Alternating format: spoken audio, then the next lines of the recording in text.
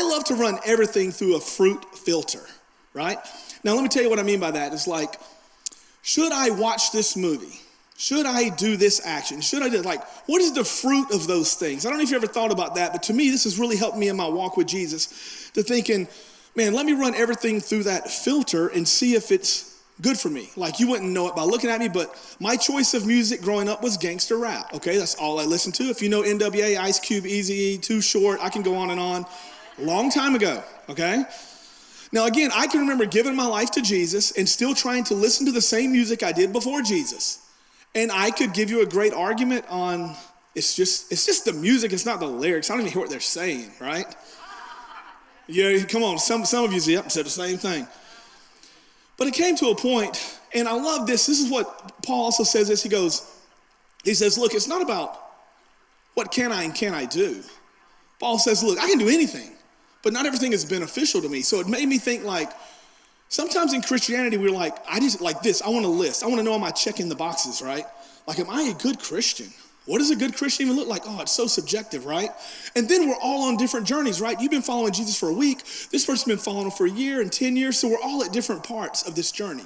But yet we all want to categorize and look at everyone like they're on the same walk that we are. Like, can't believe they wore that to church. Now, I know y'all don't say that, but that happens sometimes, right? We forgot what we look like first Sunday we come in. Right? Yeah, I ain't even going there. You know what I'm saying? So sometimes we forget those things, but I think if we run it through the fruit filter of like, man, if I listen to this music, you know what? It puts me in some kind of mood. Like, you don't want to mess with me when I'm listening to my music. You know what I'm saying? Like, I feel a little bit tougher, a little more jumpier, right? So I think if we run everything through this fruit filter, and what you'll find, there may be things that other people can do that you just feel like it's not beneficial to you, right?